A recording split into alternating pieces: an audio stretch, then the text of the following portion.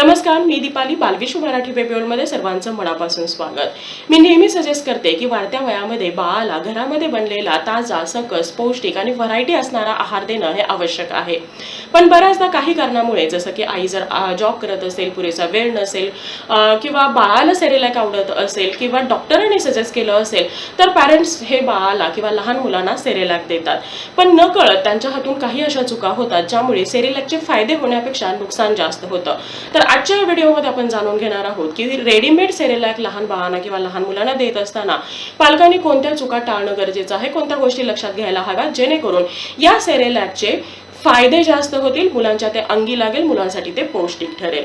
So सविस्तर माहिती जाणून घेण्यासाठी व्हिडिओ शेवटपर्यंत पाहत राहा. व्हिडिओ आवडला तर व्हिडिओला लाईक, शेअर, कमेंट करा. चॅनलला नवीन असेल आतापर्यंत सबस्क्राईब केलं नसेल तर सबस्क्राईब करा आणि शेजारी असणारे जे बेल आयकॉन आहे तेही प्रेस करा जेणेकरून येणाऱ्या नवीन व्हिडिओचा अपडेट तुम्हाला मिळत राहील. वळूया आपल्या आजच्या टॉपिककडे. बऱ्याचदा लहान बाळांना किंवा लहान मुलांना काही न्यूट्रिशनल डिफिशियन्सी येतात, जसं की आयरन डिफिशियन्सी असेल, कॅल्शियम डिफिशियन्सी आहे, किंवा व्हिटॅमिन डी ची डिफिशियन्सी आहे, किंवा बाळाचं वजन वाढत नाही, बाळ दुसरा आहारवरचा कोणताही घेत नाही. अशा केसमध्ये डॉक्टर हे लहान बाळांना किंवा लहान मुलांना सेरेलॅक देण्यासाठी सजेस्ट करतात, किंवा पालक स्वतःहून सुद्धा कधी कधी लहान बाळांना सेरेलॅक हे देतात, जे रेडीमेड मार्केटमध्ये मिळत असतं.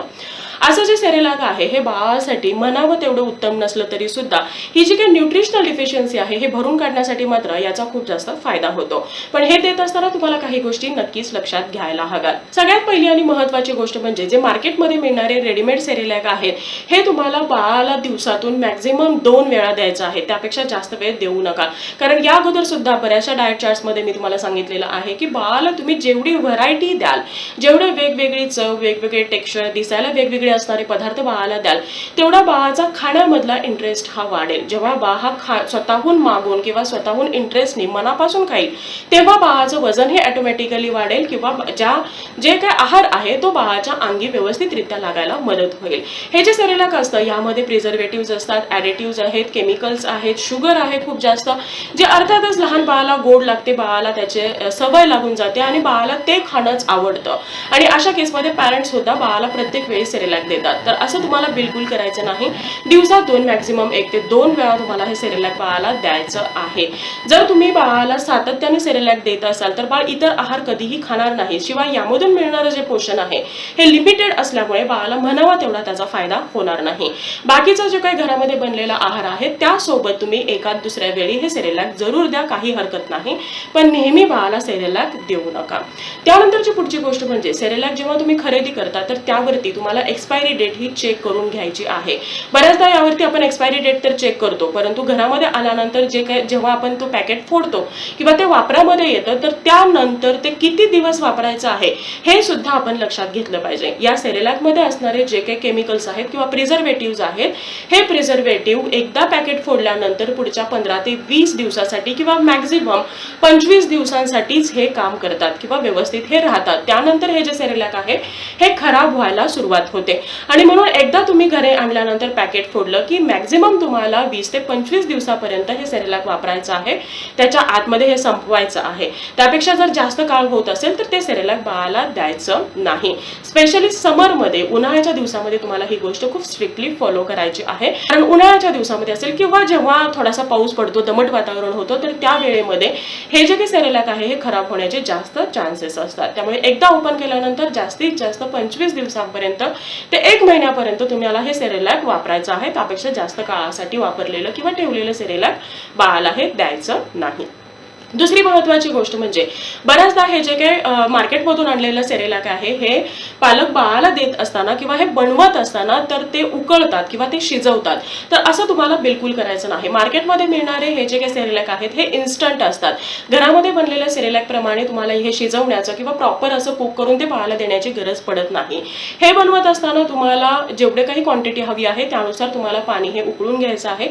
उकळलेलं हे जे पाणी आहे हे थोडंसं नॉर्मल होऊ द्यायचं आहे, कोमट होऊ द्यायचं आहे. आहे आणि त्यामध्ये जेवढी काही तुम्हाला क्वांटिटी हवी आहे त्यानुसार हे सेरेलॅक घेऊन ते व्यवस्थितरित्या मिक्स करायचं आहे आणि कोमट असताना बाळाला ते भरवायचं आहे.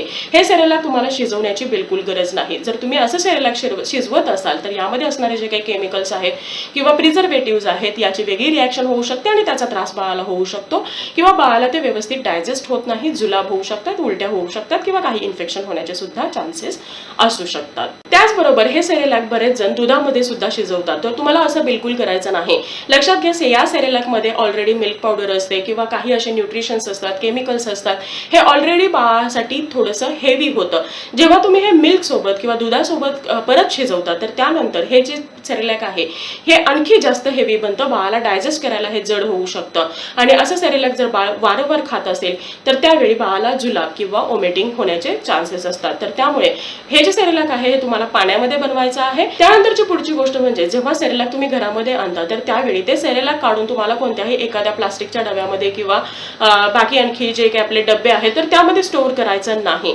हे सेरेलॅक आहे असं तुम्हाला पॅकेटमध्येच ठेवायचं आहे. हवं तर हे पॅकेट तुम्ही एखाद्या डब्यामध्ये ठेवू शकता, पण हे जे काही पॅकेट आहे या पॅकेटमधून हे सेरेलॅक बाहेर काढायचं नाही किंवा सेरेलॅकची जी काही पावडर आहे ही दुसऱ्या डब्यामध्ये ओतून ठेवायची नाही. ही सेम इन्स्ट्रक्शन सेरेलॅकच्या पॅकेटवरती सुद्धा लिहिलेली असते, कारण जेव्हा तुम्ही ते सेरेलॅकची पावडर दुसऱ्या एखाद्या डब्यामध्ये ठेवता तर ते खराब होण्याचे चान्सेस हे खूप जास्त असतात. ते अवॉइड करण्यासाठी तुम्हाला सेम पॅकेटमध्ये हे सेरेलॅक ठेवायचं आहे आणि ते तुम्हाला यूज करायचं आहे. परत एकदा रिपीट करेन की बाळाला स्टोअर मेड किंवा रेडीमेड जे सेरेलॅक आहे हे देण्यापेक्षा घरामध्ये बनलेला जो काही सकस ताजा पौष्टिक आहार आहे, व्हरायटी आहे, ही तुम्ही बाळाला द्या.